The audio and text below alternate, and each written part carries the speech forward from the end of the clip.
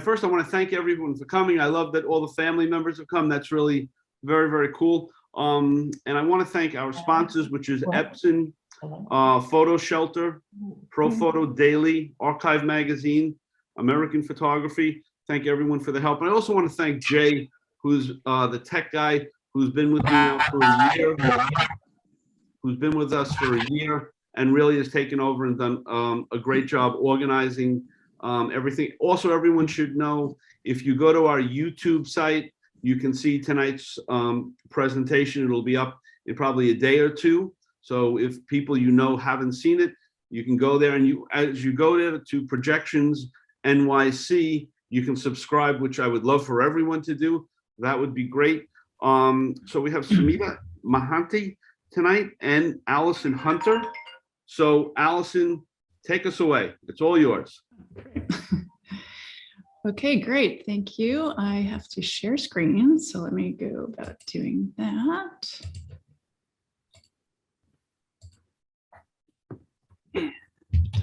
Full screen. Cool. Oops. Great. Okay, cool. All right. All right, well, thank you, Frank. I'm very excited to be here. You've had so many great names on this show. I am really flattered to be asked, so thank you. Thank you to everyone who's shown up here tonight. I appreciate the support. So I want to give you some information about myself. I am an artist, and I have been working in photography and video for about 30 years now. I have been living, in a lot of places, but I lived in Houston, Texas for 18 years. And I'm mentioning this because it's actually showing up in a lot of my pictures. So that'll be kind of important, I guess. And then about a year ago, I left Houston and I left my teaching job at Rice University to come to New York City to live here and to pursue my fine art career, but also to expand my photography into editorial and commercial projects. So that's how I got here. And actually, I am in a studio right now. This is my art studio. It is at the EFA building. That stands for Elizabeth Foundation for the Arts. It's in the Garment District. And I live in Hell's Kitchen, which is super exciting. More about my bio, I would say that I have an MFA from RPI, which is Rensselaer Polytechnic Institute. And before that, I graduated from the École Cantonale d'Art de Lausanne in Lausanne, Switzerland. And I've won 4 artist grants from the Houston Arts Alliance. I've had solo shows at Diverse Works Houston, the North Carolina Museum of Art, 511 Gallery in New York City, Women and Their Work in Austin, Texas. And my photography is in the collection of the Museum of Fine Arts Houston, the University at Albany Art Museum, the Center for Photography at Woodstock, and the Albany Institute for History and Art. I've done residencies at the Banff Center for the Arts in Calgary, Canada, at the Center for Metamedia in the Czech Republic, the Vermont Studio Center, and the NARS Foundation, among others. So now I'll get into my project. So I'm going to talk about Flâneuse. This is my latest project, and that is the title. However, this is one of the first of my series photos. I started this as something very different. I was going to do a photo fashion shoot, and that was very new for me. So I decided to give myself an assignment, like a self-assignment, and that was going to be, I would have my models out about in the city wearing clothing, but at night as though they had just woken up and they were sleepwalking. I thought that'd be really cool because they could be in areas that were really contrasting with their clothing, right? So it could be kind of interesting and mysterious and strange and surreal all at once. So that was my idea. However, that proved to be kind of difficult. And so I had to set about doing some tests. So as photographers know that when you're going to do something that's difficult, you first do a test where you use other people, or you kind of get all the kinks out before you actually have your models that are being paid, or your client that's, there to see you do it. So instead of models, I use myself because, I was teaching full time and it was easier to just get myself do it. And also at night, that's kind of hard to schedule people. But also, I also enjoyed like getting the wardrobe together, because instead of going to a clothing store where I would get new stuff that I'd have to return the next day and be really precious about it, I actually went to thrift stores where I could just get anything and look for things that for me had a history and also some creative past to them. Like, who wore this before? And I love that creative, edge to this, because it really ignited some more narrative stories in me. And so everything in this picture that you're seeing here is from a thrift store. Every shoe, every shot you see in the future too, it's all thrift store garments or shoes, accessories, the hats and everything. Now, one of the challenges for me in this series was to shoot with artificial lighting, to shoot with a strobe or a speed light. And that is something I had avoided doing, because as a fine artist, I really liked natural light, and I shot a lot of things during the day. I did a lot of shoots in locations I didn't need strobes or, artificial lights. However, if you're going to do something like this, where you have a figure in front of a dark area and you can't control the lights of the dark area, you definitely need to bring your own lights. You have to be able to control this, or at least I wanted to, to get to get the effect I wanted. So I set about learning how to do that. And I took a fantastic class on using Flash from Nelson Bakerman, who is in the audience tonight. And he showed me ways to use it that are much more creative than I ever thought it could be. And that was really helpful. Now, I want to tell you guys, though, that for those who don't know, when you're doing this picture and you're just outside alone, you have to have a tripod. So that makes it more complicated, because then the light also needs a stand. So then you need a stand, a tripod, your camera. All the gear becomes a little bit more than just shooting something else, right? So those are some of the challenges, and I'll go into some more in a little bit. So I found myself at night in these places that had the backgrounds that I liked. So they were dark, they were a little bit mysterious, but they were also in areas where I didn't have a permit. So they were public, or someone's private driveway, or like a commercial private space. And that always meant that I was kind of looking over my shoulder to see, how much time do I have to get this shot, to get my thing going, right? But also, I was out alone at night wearing dresses and heels in public spaces, but, not mine. And I was doing everything I was taught not to do as a woman. And I had a whole car full of gear that was really expensive, and other things out, like my tripods, etc., that were also really expensive. So that really is sort of the gist of flaneuse, whereas flaneuse is a French word. It's a word for men who for centuries have been able to stroll through the streets and wander about day or night with their curiosity, let me see what's going on, and just kind of have this freedom to explore. And these men are known as flaneurs. That's a French word. So the female version is flaneuse. And if you take, the flaneur, which you probably have heard of, and you flip the script and you call, you put a woman in the place of the man, then suddenly it becomes a little bit strange. Like, well, what is that woman doing alone at night? Why is she wearing those clothes? She's suspect. Like, is she a prostitute? She's certainly vulnerable and possibly putting herself in harm's way. So this idea for flaneuse is really about, being a woman and being, having the freedom to go unaccompanied wherever you want. Now, another thing I love about photography is color. And I originally studied painting and drawing. As a fine artist, as a young artist, that's where I'm coming from, right? And I studied that, and I didn't really get into photography until I was in that Swiss art school. So for me, when I look at something like this scene, for example, in Houston, I see color and I see some strange colors, and I love that. That really gets me excited. So that's really part of my, background too, is really the composition and the color. Allison, if I could ask you, this moment where you went from I'm doing my beautiful work outside to taking it to another place of a woman's issue of being frightened or being in foreign locations, was it something that like snapped and this is how my project is going to go moving forward? Like what was the metamorphosis for you?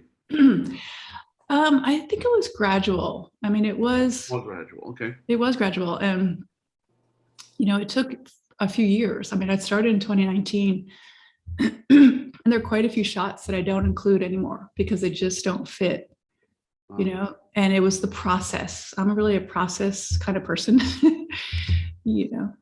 And does that, I mean, is that terribly frustrating or that just sort of the way it goes that I have to take images out because they don't fit where I'm going now? Right? I mean, how does that work for you?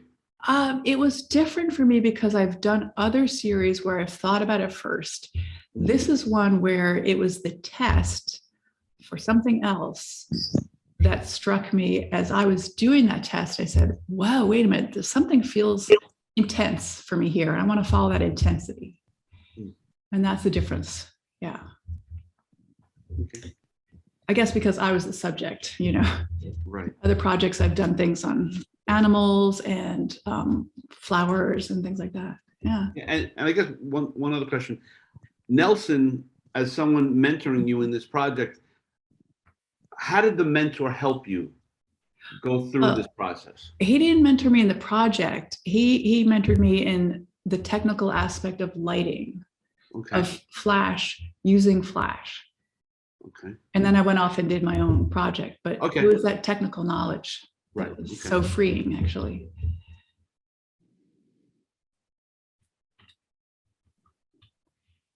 So after I moved to New York, I was living in, like I said, Hell's Kitchen, and it was warm, and I wanted to kind of, I didn't have like the central air that you have in Houston, So I went out to explore, and I got myself to the Hamptons. And here I am. This is a shot in the Hamptons where I'm actually in the parking lot, which I find kind of funny because that's like what I did in Houston, a lot of parking lots. But I want to point out that, the clothing that I got, that I choose for each shot is also important in terms of color. And as a painter, from the painting background, I would say I kind of paint with color, because if you were creating a painting with like green in the background, predominantly green or brown, adding a drop of orange would be really smart because orange is the complement of green. So that's kind of how I approach some of these things. And in fact, in Photoshop, I did tweak the sky to make it a little bit more green.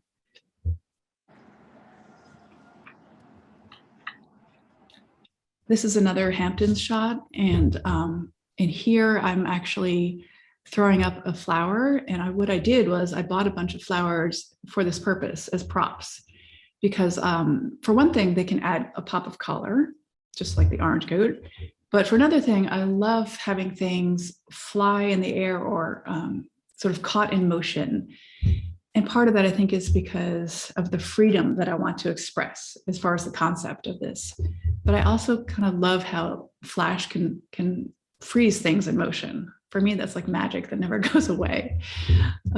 However, you can also do something with flash, is that you can tell your camera to hold off, take the exposure, and then have the flash go at the very last part of the exposure. So then things like in this picture, you can see the background of the waves.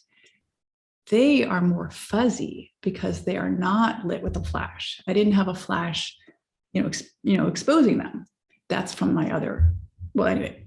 So they look more painterly, in my opinion. And I like that, they kind of recede but look painterly, whereas, the rose is sharp and the figure is sharp because they were, I focused the flash on those items, right?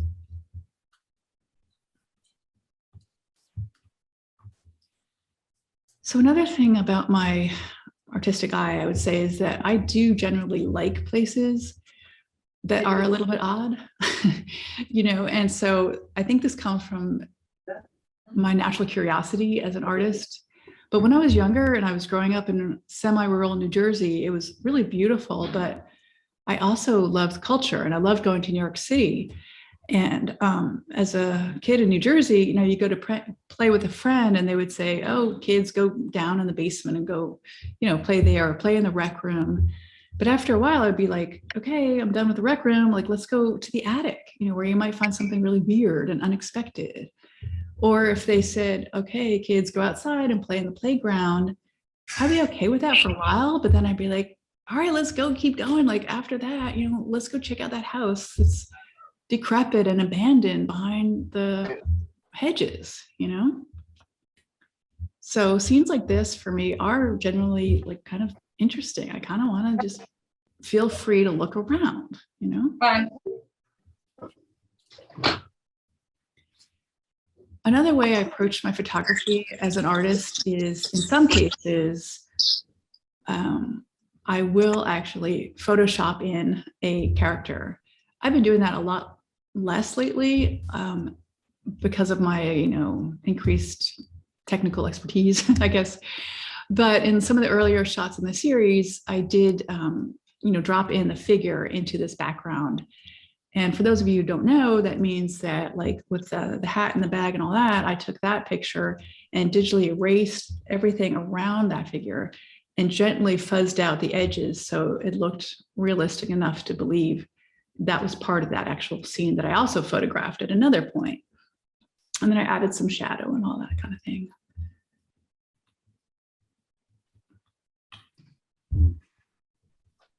So I have, good reason to feel vulnerable when I'm out at night.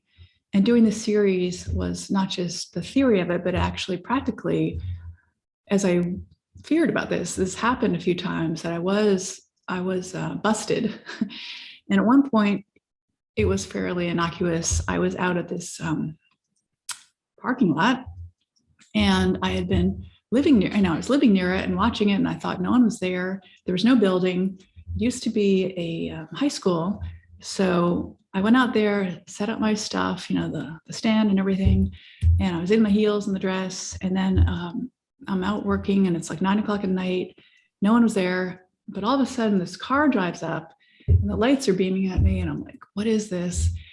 And it turns out to be a patrol car that said it was, security, and the security guy inside of it said, "Hey, what are you doing?" And he was pretty chill about it, but that's when I noticed there was this little tiny camera way up in the sky.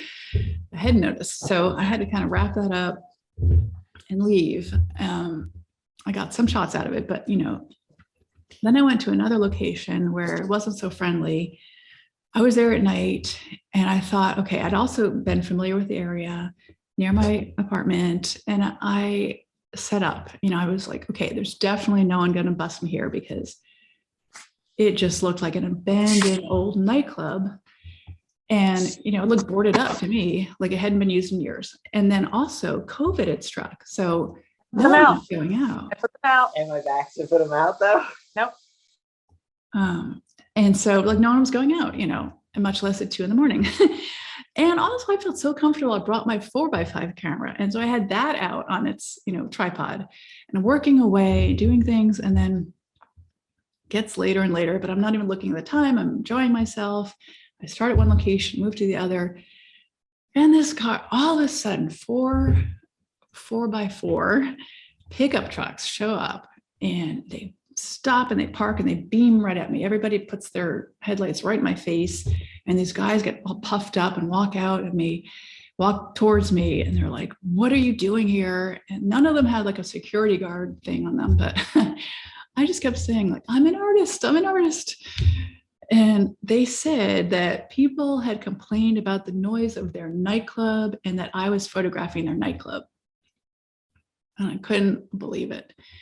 So I said, no, I'm not doing that. And apparently, they had seen from earlier shots when I was on that property that, I had taken pictures. So I finally convinced them that I was just an artist, but they really had a hard time believing. They kept saying, there's nothing here. What are you taking pictures of? You know? So that was pretty scary. I will point out the picture later of which one that was. So the previous shot and this one were both taken in Houston at night, and I did not doctor the color of the sky. This is how it looked. Houston is crazy. It has, it's the oil and gas, center, and they love to use artificial light. They love using energy. And so there's always, things lit at night. So they have these bridges going over a highway, and the bridges for the holidays were programmed to have all these really colorful lights going on. So they had them, one had the red lights and the next one had these blue and green ones. And the night that I saw that all this fog had rolled in, I just said, oh, I have to go out and take a picture of this. This is just too crazy. So it is how it looked.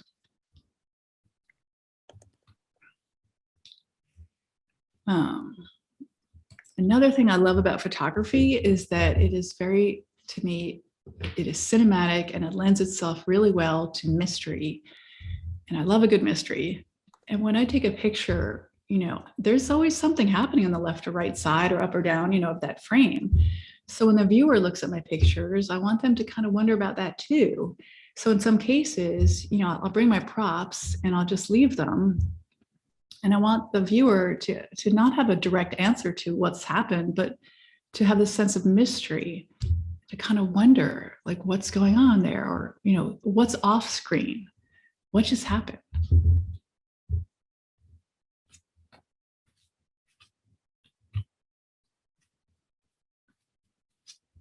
Okay, so this is where the guys in the pickup trucks showed up. And this is what I was wearing. So needless to say, I felt quite vulnerable. And by the time they stopped their cars, I had like an old raincoat on me. It was crazy.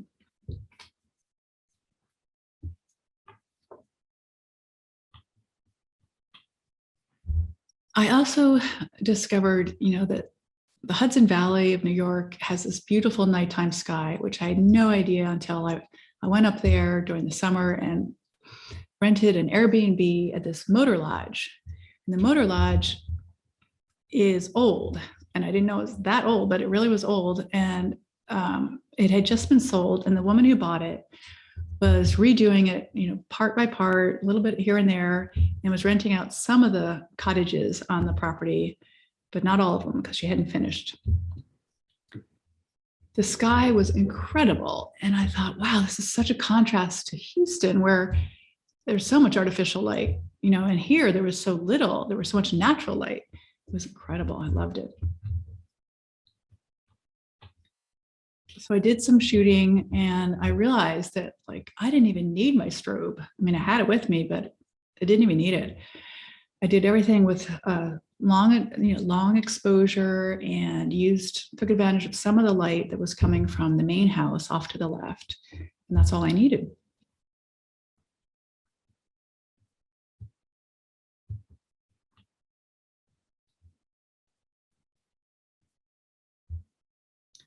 So not all the cottages, like I said, were rented out. And so this one, the one behind it, they were still being worked on. So they were totally empty, and there was no lights going on inside. And it was really fun to just play around with that area, take advantage of that quietness.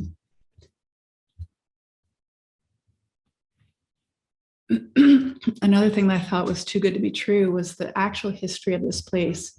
The owner told me that after she bought it, the locals told her that it was haunted. It was haunted, and that the main house was haunted. And she said she didn't know, but her husband had been there one night, and he said he heard a ghost on that top floor. So now they never sleep on the top floor of that house. No. Where upstate was this? Well, it was near Hudson itself, but it was in Cairo. Sure. Okay. Exactly where that is. My dad was born in the town of Catskill, which is right next door. Oh, okay. Yeah. Wow. Yeah, this pool, let me tell you, really pretty creepy. I mean, it was like pitch black. except for that little light in there. So this is a nice long exposure. I wanted to mention too that, I'm working in the tradition of photographers who do staged photography, like Jeff Wall and Cindy Sherman and many, many others. And so I am not taking self-portraits. I'm not taking portraits. I am in character, and I am portraying the role of the woman at night alone. And so some of the clothes are, like I said, like I said before, it helps me get into character. So some of them are younger than I would wear. The style is younger, or it's flashier, things like that.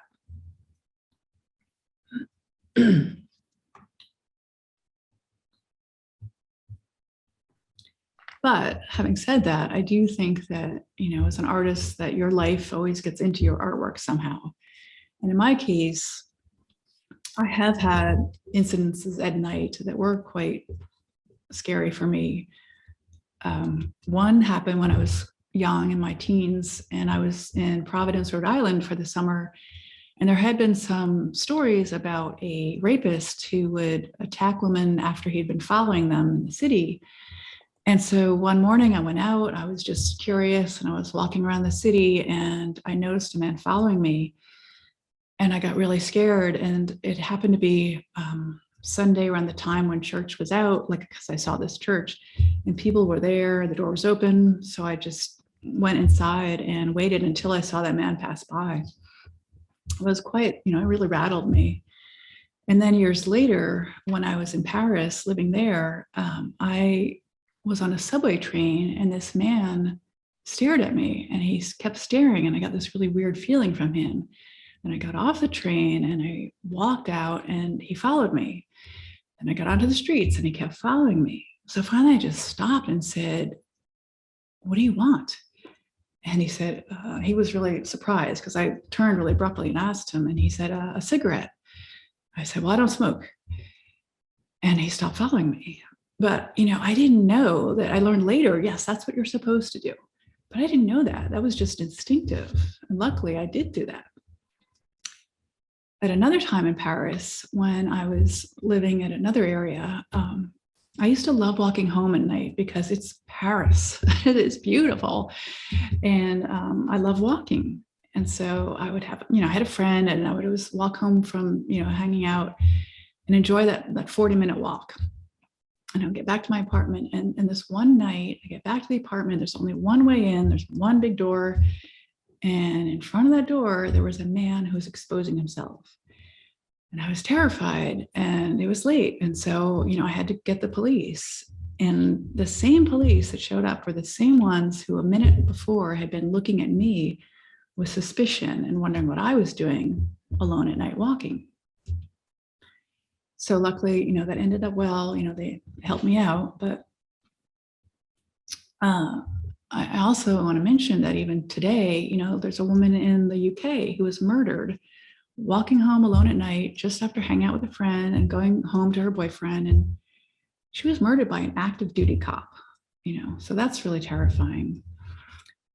Women have never been safe alone at night, but right now during COVID, it's actually gotten worse. And women have reported, UN report claims that, women are seeing a lot more sexual harassment now, both in the home and out.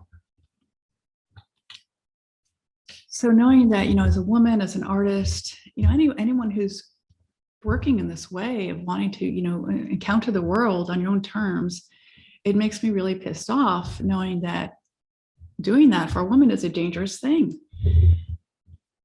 However, at the same time, this series has really helped me kind of confront some things and helped me actually kind of take back the night in my own terms. And, I've done things safely, but I've had some encounters that have been a little bit iffy, but it still has gotten me to go out and do things that I normally wouldn't do. And I really enjoyed it. Like, going to the beach at 10 o'clock at night, where I parked illegally, but, it simply said, look, you need a pass or something to park here, but it was late. It was off season. I figured, why not? As I was on the beach, there were a couple other people that showed up, and there would be these flashlights in my face, and I put mine up in their face, and we had these like flashlight face-offs. But it turned out everyone who did that was the same as me. We just kind of were curious people, and they also parked illegally, but they wanted to go to the beach. They wanted to see what was going on, because there was actually a really cool thunderstorm coming in with lightning, and it was really beautiful. And I thought, that's interesting. We're all here. We just want to see something that's really cool and beautiful. So we were sharing that moment. And for me, the positive side of this is it's been really quite empowering. So Allison, there's a piece of this that you're tempting faith, right? But you're also not backing down. So how do you thread the needle to say, I can do everything I want to do? Just because I'm a woman doesn't mean I can't do it, and I can't be, or I'm forcing myself, or are you just not afraid? Like, how do you play that out in your head? I am afraid. And there is a fine line between, taking risks and actually just, really putting myself in harm's way. I do think now with social media, having a camera can be somewhat useful. People don't want to be videotaped or photographed because it can show up, it can identify them. At the same time, I am always looking over my shoulder, like I said, when I do these, and I'm careful about it. But yeah, I think it's still something I struggle with. I mean, I don't feel free to go anywhere. So is fear a motivating factor for you? It's motivating the series to stand up and say, it's not okay. Right. So where do we go with this project? Well, I'm now starting to look at incorporating other people in it, volunteers, other people that might want to be in the pictures, other women. And I mean, there are, of course, other groups that have the same fear in society, right? Transgender Yes. folks, all of that. I mean, that lends itself to going into a whole bunch of different categories, right? Yes, I think what you're saying is exactly, female identified, people who feel vulnerable, definitely, I think could definitely, identify with this series. And yeah, because it's similar, it's. And how will you reach out to other folks? What do you have a plan on that yet? Not really. No, I'm not quite sure yet how to do that. And if there are people here in the audience who are interested, please use my email or Instagram to get in touch, or the chat if you want. Yeah. Or if you have suggestions on how to, maybe people who might want to.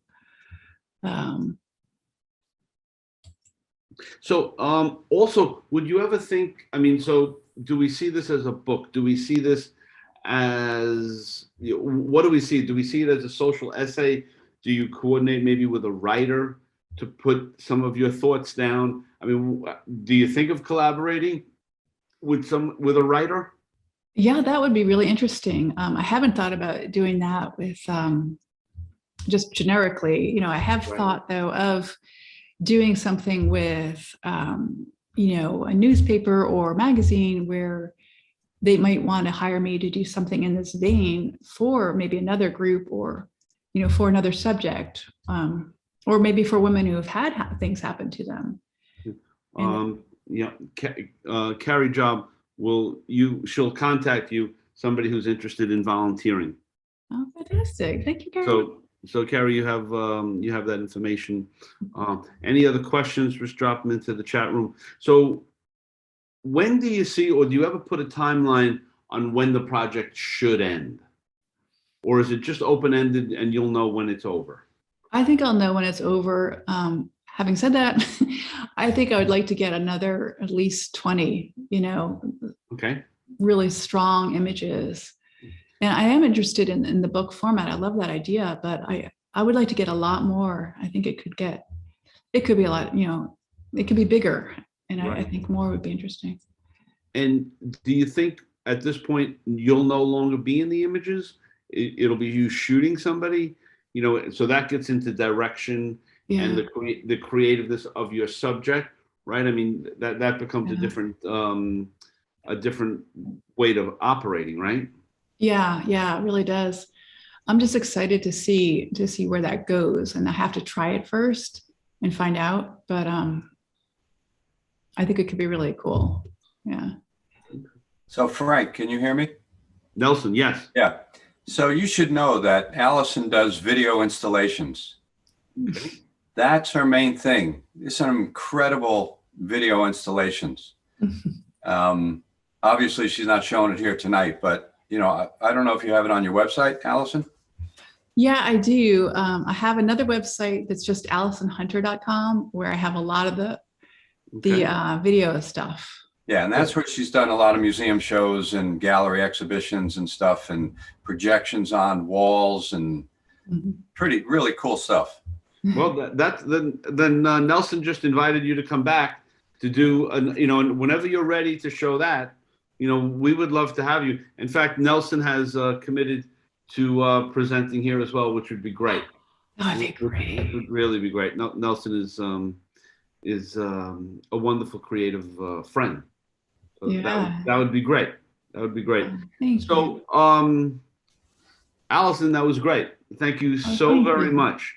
So you can, if anyone else has any questions, you can put them in the box there. Allison will be staying on. She can answer them. Yeah, a lot of great feedback. So we'll take a short break. We can yak with each other and grab a glass of water or a glass of wine, and we will be back in. Give us like 3 or 4 minutes, and we'll have Smeeta jump on. Okay. Thank you so much, Allison. Thanks, Nelson. I appreciate that. Sure, no worries. Okay. Okay. Let me just jump up. Good job, Allison. Thank you. Thank you, Nelson. It's great to see you. Yeah, absolutely. Thank you, Allison. That was Oh, wonderful to watch. thank you. Scary to hear some of your stories, but lovely to watch. Hey, I'm still here. Thanks for watching. So do you know Lynn Stiles? No, I don't. Lynn Stiles, I think her name is. She was teaching at ICP. I Okay. think she's been on Frank's show here, Uh-huh. and she photographs only at nighttime. Been doing it for years. She published her own book. Next time you come, I'll show you her book. Yeah, I'd love to see. Yeah, she did it with, I don't know who the publisher was, but she published her own book. And she brings a friend with her. She just photographs like nightscapes, Mm. right? Frank, you had Lynn on. Lynn Lynn. Stiles, I think her last Yeah. name is. Yeah. Yeah, Wow. she just nighttime, long exposure, but similar stuff. But you now include yourself or somebody in the picture, right? Where she doesn't do that. They're just these wonderful sort of cityscapes and things. Oh, yeah. Yeah. So I'll send you a link to her Instagram or something. Yeah, I'd love that. Oh, there's her name. Yeah. Yeah. Thanks, Robert. Yeah. Yeah. Check her out. Oh, thank you. I will. Yeah. She does really long exposures, so she has a lot more detail in the shadows and things. All right. Allison, I sent you a message so we can talk Oh, great. about your Thanks. project. Oh, yeah. I'll download the chat too. Yeah. Do that. Okay. So let's switch screens. All right, There we go. there we go. Share screen. And all right, can everybody see this? Yes, you're great. First of all, thank you, Frank, for having me here. I also want to thank Paula Racy for connecting us. Allison, that was amazing. Thank you for sharing. And lastly, I'm seeing some of my subjects out there. Just deepest gratitude to all of you for being here. I might start crying when I start telling your stories. So in 2016, I woke up one November morning and, I'm not going to talk about politics, but I definitely woke up rattled. And I am a mother of three. And I immediately reached out to my community and I was like, the thing that bothered me the most was one, the low number of voters in the election, and two, that we didn't stop to hear our kids' voices.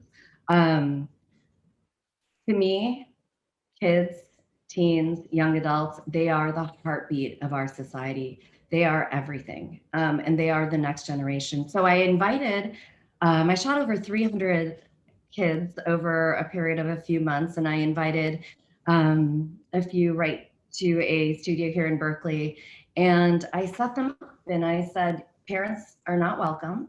I just want kids. Here's a piece of paper. Here is a Sharpie, and I just need to make sure you understand, one, what year you vote, and two, give me one message I can send out to the world. That's your voice. And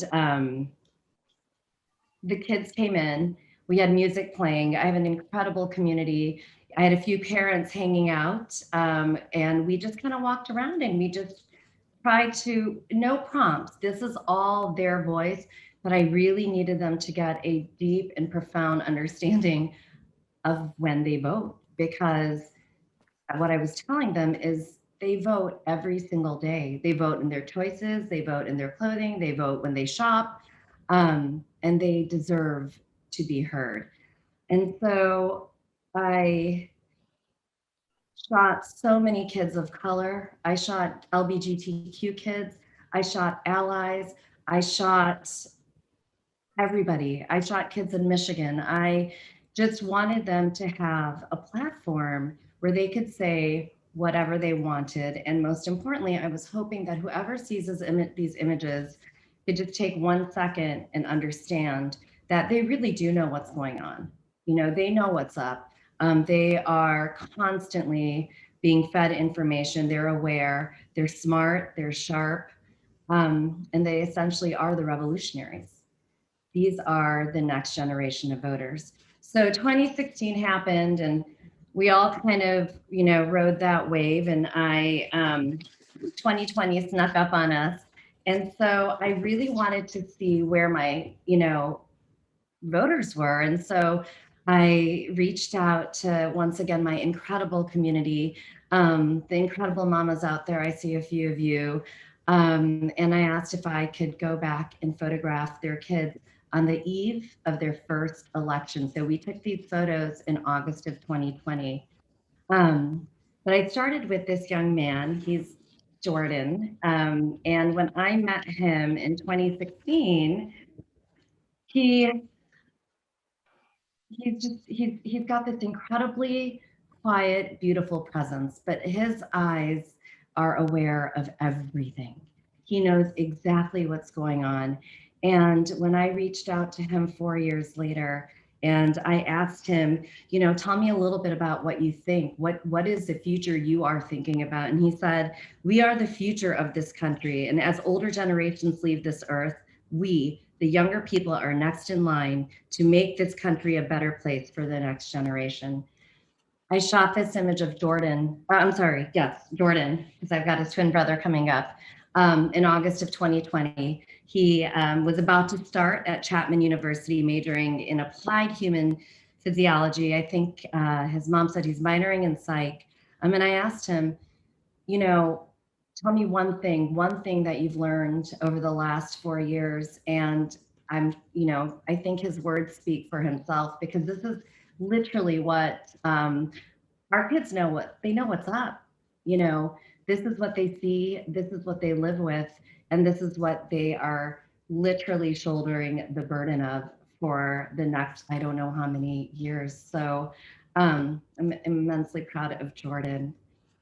Aisha, Let me ask you a question. So as you're asking the questions, right, of these, are you doing anything before you meet the kids to sort of flush out your ideas, like speaking to your husband or a friend or a colleague? What are the buttons for the kids?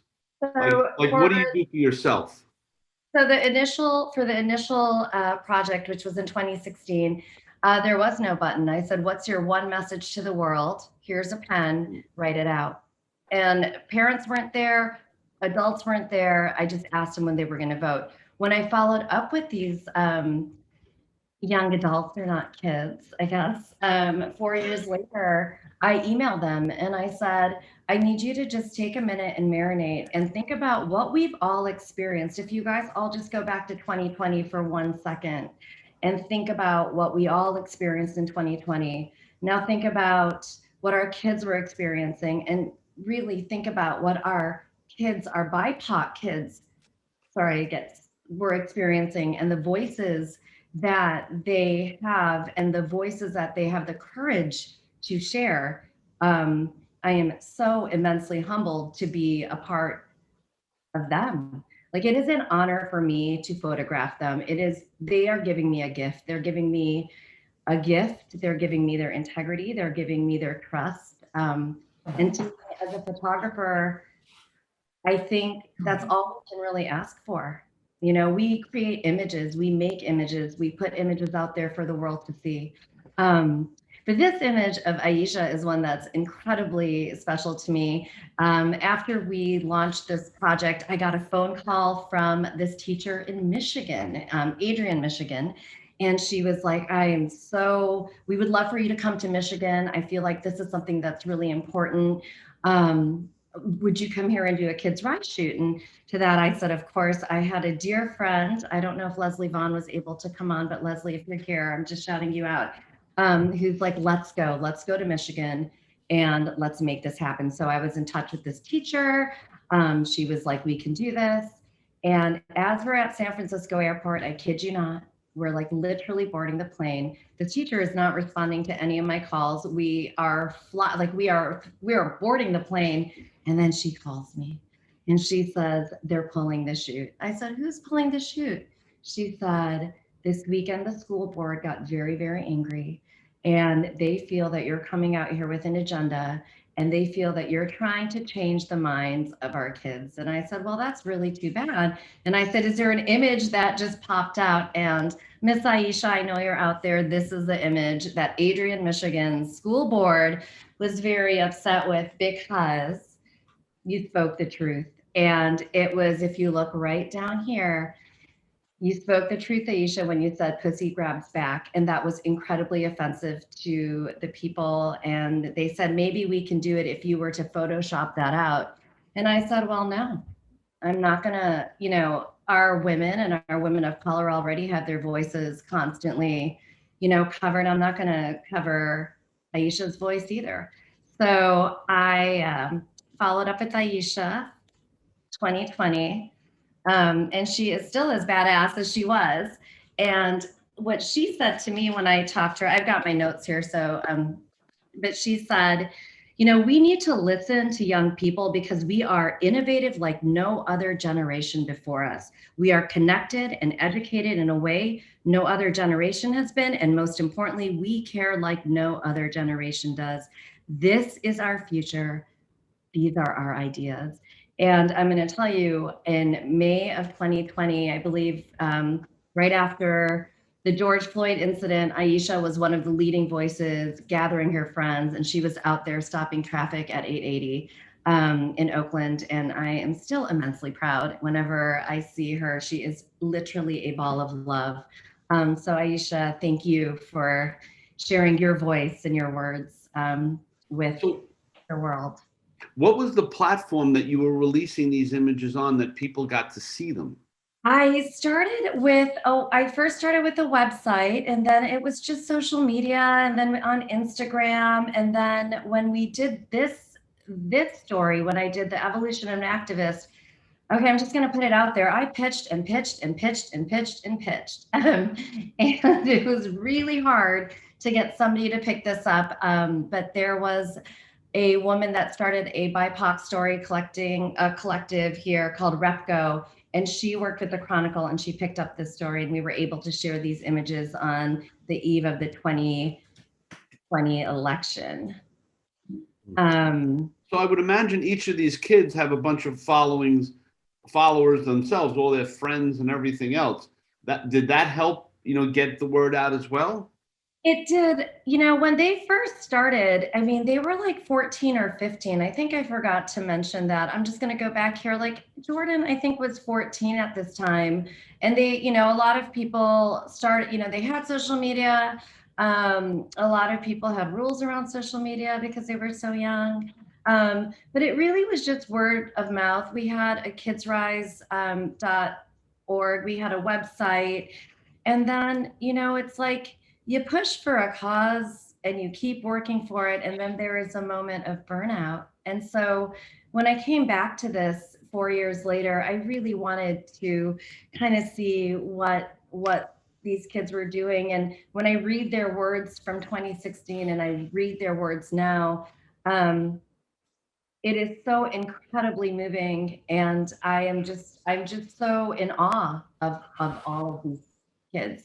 I mean, they really speak for themselves. They tell you like they are the next generation, and as photographers and image makers and people in the industry, we have to remember like what we do and what we put out there. Like these kids have given us the assignment. They're here, and it's our job as the older generation or as photographers to take into account what we can do to use our platforms to really amplify their voices. This is Suhaila. I don't know. Oh, before I forget, Aisha, UCLA, and she's majoring in fine art and minoring in history. I'm so proud of you. Suhaila, I've known Suhaila for years. And one of the ways I got to photograph over 300 kids was really just reaching out to my community. Suhaila is, what she had to say was actually super profound. She said, social media has proven to be a valuable resource in the fight for human rights and the pursuit of democracy and equality. Although it's not fully accessible, billions of people utilize it by promoting what's important important to them and connecting with people, whether similar or different. Suhaila is currently at Loyola in New Orleans. She is a sociology major, and she is one of the most chill people I have ever met. I love her energy, her presence, and she is just a fighter at heart, which is incredible. Justin is Jordan's twin brother, and Justin, back in the day in 2016, he is a poet, he's an artist. He used to do a lot of spoken word, and it's probably one of the most humble kids that I've ever photographed. And one of the things he said that really stuck out to me in 2020 was people should listen to the youth because we are the future. We are the ones who are going to be running everything one day. So I think it's important to voice our opinions on something that is going to affect us. The youth are also just very smart in general. And he's right, Justin, I also really love what he said here because he addresses the stigma with mental health. And I think, for those of you out there who do have kids and those of you out there are kind of, riding out this pandemic, our kids are just soaking in a lot of stuff right now, and they deserve to be heard. They have a lot to say, and I think there's a lot of assumptions that our kids don't really know what's going on, but they are so plugged in and attuned to like the deep core of social injustice and what needs to be changed. Justin, I'm sorry. He is majoring, he's at NYU, and he is majoring in recording music at the Clive Davis Institute. And his mom just told me last year, ESPN picked up some of his singles. He has been featured in Times Square. He's an incredible hip hop artist. So, if you get a chance, definitely hear what his poetry is and what he has to say. This here, I think Desmond is here, or Davis. I don't know if Desmond's here. I can't remember who I saw, but I got the opportunity to shoot two sets of brothers. Davis was one of the oldest kids I shot in 2016, and also really just a kind soul. And what really touched me the most about many of these kids is they talk about this idea of the revolution and how it truly starts within you. You know, we make the choices we make every day are the paths that we end up being on. But if we can stop within ourselves and just put out an empathetic ear and understand that our story or whoever's story or whomever I'm photographing story is, you know, different than mine, and just to honor that, I think that's when the beauty of imagery starts coming out. It's more than just a picture. It's more than just a card. It's more than just, you know, a moment. It's actually this like soul to soul connection. Um, Davis is he's just super cool. Davis. How much time did you spend with each student? I'm not sure. Sorry, my screen's doing something weird. Do you guys see it all? Is it still okay? It's still fun. Okay. Um, so with each of the kids in studio, when they came in, probably a minute to 3 minutes. Wow. Like I would have an incredible playlist playing. Okay, but maybe it's just me because I am a true lover of 90s hip hop. But good music always. But the thing is like, Good music. you know, you just kind of set this vibe and give people a second to connect with you. And I think the whole thing there is trust, you know. I think with the, you know, Davis and Desmond's shoot, I also need to shout out my husband, who is one of the most incredible, you know, during the day he's a lawyer, but otherwise he's the Funny. best editing assistant ever. I feel like I cannot give out his name because people will take him away from me. But we would run and get these photos as with a little time as possible because everybody's really busy. I probably had about 30 minutes with Davis and Desmond and Yvette, their mom, that day. The boys, Justin and Jordan, that you saw, that was the night before they were, I think Justin was leaving to go to college at NYU. So I also want to thank the parents that like made this possible, because they really do believe in really getting their kids' voices out there. And they would like drive to the middle of wherever, and I'd be like, can I just get a quick shot? And Seth would hold an Octabank, and I'd have one of my kids. A lot of times, I think Shail, Av, and Omri are on too, but I'm incredibly grateful for them because multiple times they have jumped in and held a bounce or quickly learn how to use some strobes and all of that. So yeah. So Lucy, Lucy, I met when Lucy was 5 at our co-op in preschool, and Lucy was just one of the kindest little girls that whenever my kid would cry, just kind of Lucy and her friend Layla would always just kind of take care of him. But one of the things Lucy said that really, again, stuck out for me is, I believe the biggest issue facing my generation is climate change. However, climate change is inseparable from race and inseparable from capitalistic greed and dehumanization. Climate change is a product of so many ideologies and practices that have created the construct of race, dehumanized people of color, and destroyed natural ecosystems. I mean, she just pretty much gets it. You know, this is why it's not, there's so many different things that we can fight for or things we can, you know, put our money into, but really at the end of the day, it is all intersectional. It all comes together.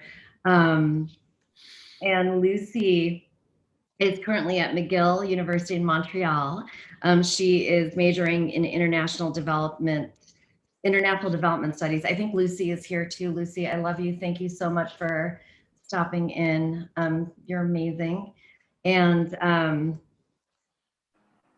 Quincy, he's awesome. He showed up at this shoot and he just kind of sat down in 2016 and just like wrote this out, and he like stood in front of my camera and he was like, "What's up?" He I love, when I look at what these kids have to say, and I get it. We live in the Bay Area, and I totally understand it's a bubble, and I totally understand people have called us the People's Republic of Berkeley. I get it.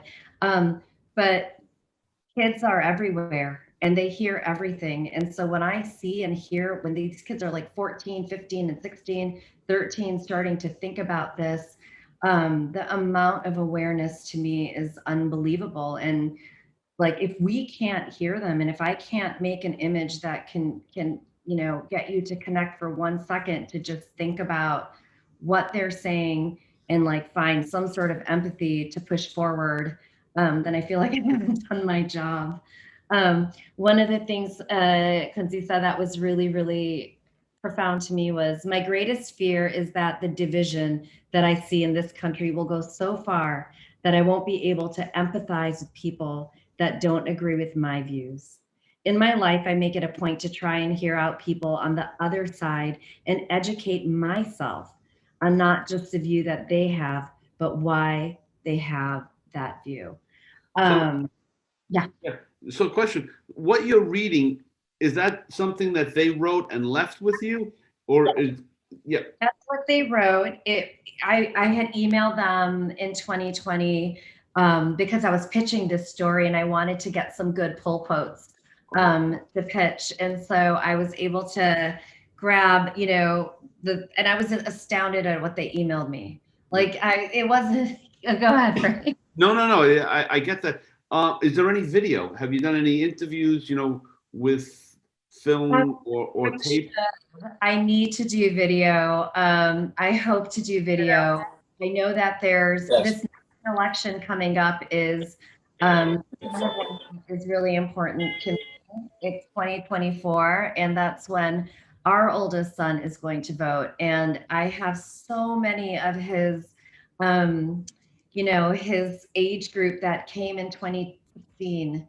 And so I do think, Frank, that's such a great idea. I would love to figure out how to continue this project and do something with video, or maybe I might pop in and ask one of these guys to help me out. Because, Quincy is at Cal Poly. He's majoring in art and design, and he's an incredible photographer. I know both Davis and Desmond are in video, so maybe we can, start collaborating and start giving this younger generation the platform, especially kids of color, the platform to get their work out there, and get their work out there, get their work seen, get their voice out there, and not just when like some sort of atrocity happens and everybody feels bad and puts like a black square on their Instagram, but really start cultivating these artists and give them the paths that they actually deserve to have, and give them the opportunities that they should have as well. Yeah, to hear their actual voices, because what you're reading is absolutely profound from these young folks, and to hear their voice in that, because what you could do is you could read back what they wrote to you, and how do you feel now, 4 years later? We can definitely do that. Maybe Something like that. 24 election, we can definitely try something like that. I need to start dabbling in video. Like, I have a lot of video of my dog. Like, Right. No. I mean, even if we just take a break for a second from the subject here, you as an artist, right? You as a commercial photographer, you need to be in that space, and having beautiful, focused interviews, well lit, on and on and on, is only good for you as well. Absolutely. I'm Absolutely. going to interrupt here 1 second. I don't think you need to videotape them at all. I think they videotape themselves. Fair enough. Saves you a lot of traveling, a lot of problems, all those sort of things, and everybody knows how to use their phone, There right? you And to do some high-end video camera thing makes no sense. These kids have their own video. If they could write down what you just read in an email, they could videotape themselves with their phone and then send you that link. And then you have that. Cooler. And there you then put that together, because What I would it's all do. multimedia anyway. So your photographs with their homemade videos, even better. And you go in there, and it's going to just be raw footage of them speaking from their gut, instead of you being there and then somebody said, oh, she prompted them. You didn't prompt them at all. They're sending this on their own. Nelson's always right. Nelson is always fucking right. You know, for 20 years, he's been right. That's a great idea. Great Thank idea. you, So Allison. continue. We interrupted. Go. Well, I'm almost done. This is my last slide. Well, second to last slide. And Desmond is Davis's brother.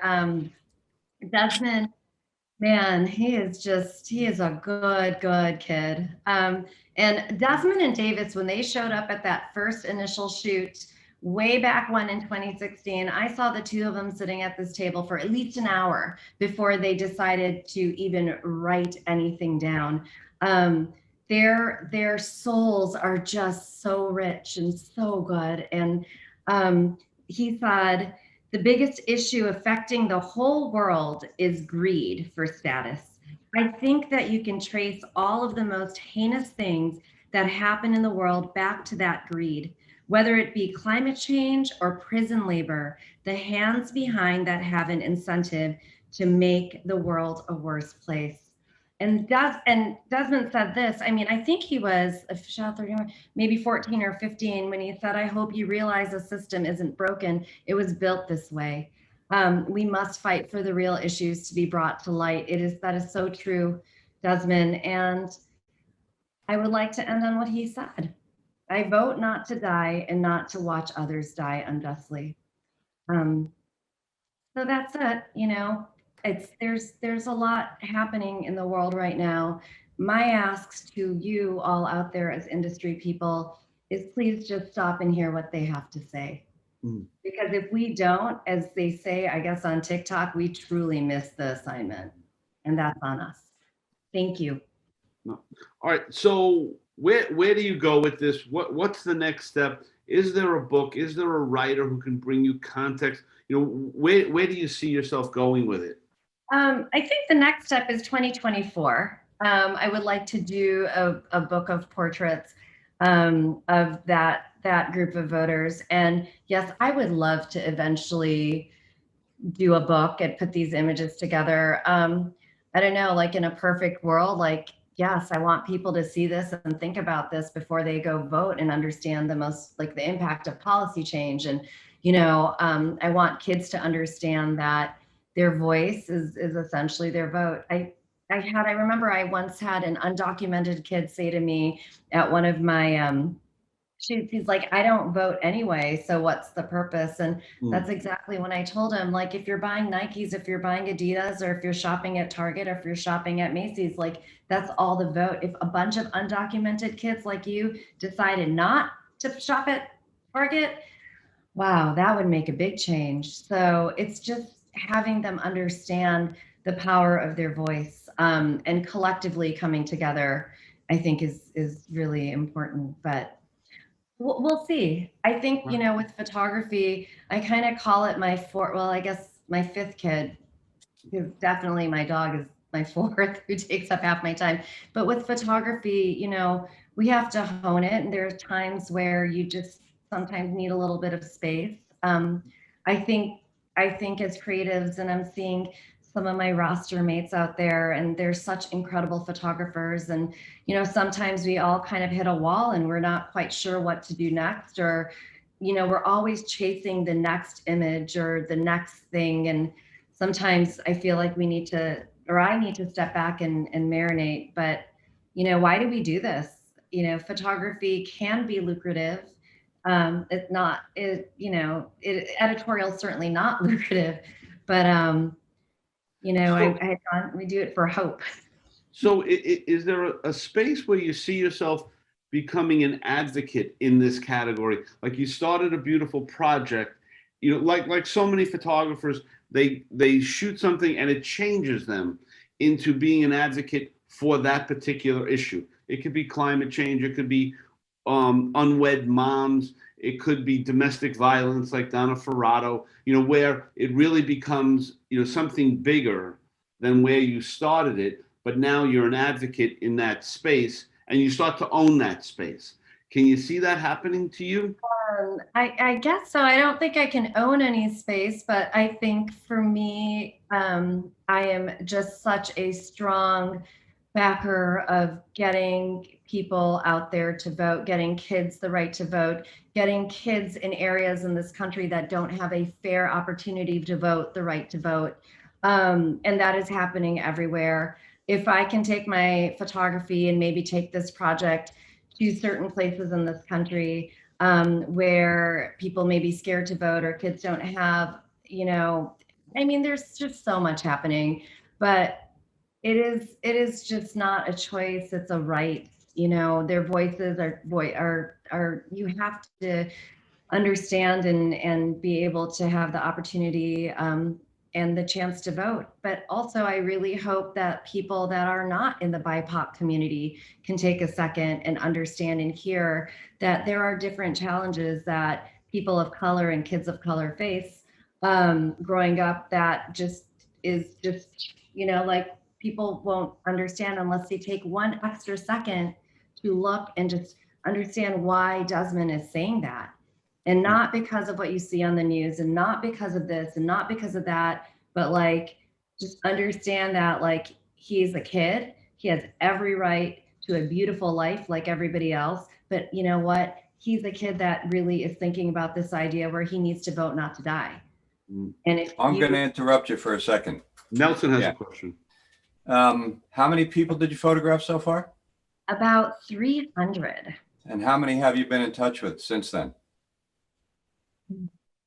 A lot of the kids in the Berkeley and the Bay Area I've been in touch with. So a number, 100? Maybe. Maybe 100. Yeah. So have you ever seen the documentary film made in the 50s called The 7-Ups? No, I have not. All right, so you could probably find that online. The 7-Ups is one of the greatest documentary films ever made. It's taken 7 kids in England and following them through their 40s. And they're 7 years old, and every 7 years it touches base with these 7 kids way into their 50s, right? So this is a project for you that's super long term. It doesn't end in a year, 5 years, or 2024, whatever. To speak to these kids every 4 years for the next 50 years, that's a project, right? To pick 10 or 15 of these kids to see where they go, what they become, how they feel about politics, what they said when they were 16 and what they say when they're 50, 60. That's, every photographer has their long-term project. They do their commercial work, they do their little projects, and then every single photographer that I know that's worth their salt has that long-term project. They don't do it every day, but they do it maybe once a year, once every 2 years, and they just keep adding to it. Sometimes nothing happens with those projects, but this is one of those projects where to follow up with 10, 20, 30 of these kids, that they stay in touch with you for that amount of time, that when you're 70, they're 50, and you're still working on this, that's what this is really all about. Not about 2024. It's about 2074, right? Great idea. That is a great So go idea. watch, go try and find the 7-Ups. It was made in England, and watch that film. It started in the 50s, I think. Maybe I will somebody else here in this chat knows, but what a great series. I And will definitely do that. this is what your project's about. 2024 is literally just stage 2. Right. 2020, 2024, 2028. So this is your long-term project, right? Let them make their own videos. Why do you even want to get involved in that? You just want to edit them. You don't want to buy any more equipment, anything like that. It's expensive enough just to own a good camera, and some good lights. So let them supply the videos. All you have to tell them is stand next to a window where the light isn't so harsh. So it's soft, like the light that you're creating with your flash. So it's all has this consistent feel. They're not backlit and they're not sitting in shadow. They're not under a blanket in their bed or something, even though that would be cool with a flashlight. But there's just an idea that I'll throw out to you. Yeah, terrific idea. Nelson is the best. And I would love to just kind of talk to you about that. That's fantastic. Sure. So Frank, put her in touch with me, because a friend of Yeah. mine's wife is involved with every local election around the country. So, Okay, we'll make that happen. yeah, she's a major player in local elections all around the country. So maybe you guys could do something together, but you know, Thank so you. put her email and then I'll talk to my friend and see if his wife has any interest in this. Yeah. And that's, for everyone who doesn't know, that's Nelson Beckerman, who's just like the greatest. Really, Thanks, really Frank. terrific. So stop sharing. Anyone else have any questions? I got to tell you, the chat room is lit up with, commending you and Allison for all this great work. So I cannot tell you how appreciated I am of all of you coming in. Are there any other questions? Frank, Yes. I put the IMDb link to that movie, the 7 Up that you guys mentioned, right in the chat. All right. So it's in the chat room already. Thank you, Jay, for doing that. That's terrific. Any other questions? Any other comments? Anyone else have any ideas? And anything? Well, Allison, Smeeta, I have to tell you, we had this was another wonderful night of great work, great inspiration. I mean, you leave us all with an awful lot to think about, which is the whole idea of projections and thinking in ways that maybe we hadn't thought before, and that's really a good thing. That's a good thing for all of us, and it's great to see all these young people on.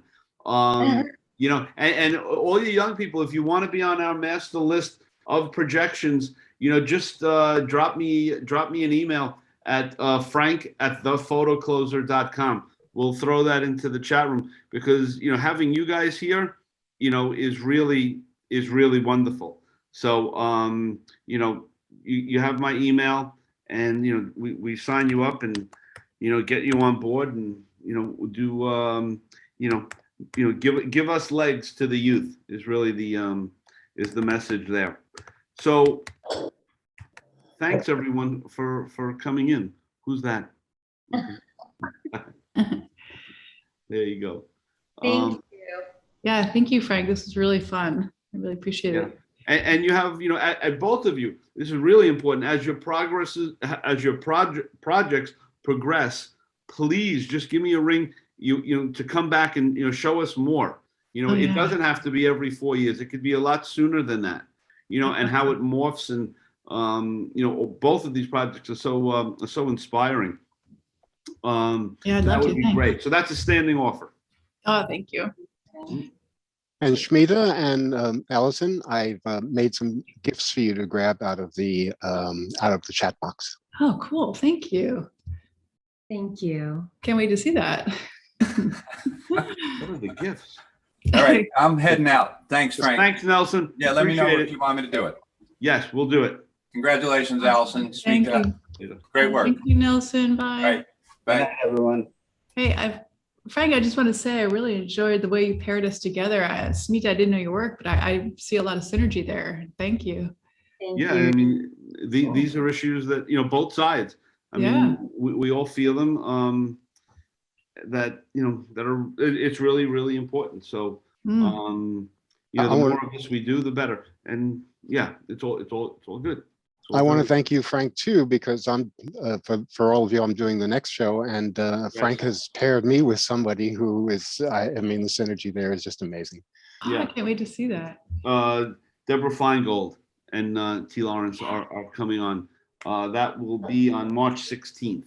On my big birthday. Awesome. On Your birthday? Big birthday. Oh Yes. my gosh. A big one. 30, right? Yeah, exactly. Oh, How'd you know? No, that's great. Yeah. So, anyone else have any questions, comments? It's great seeing Robert. We have Robert Rips who's coming up.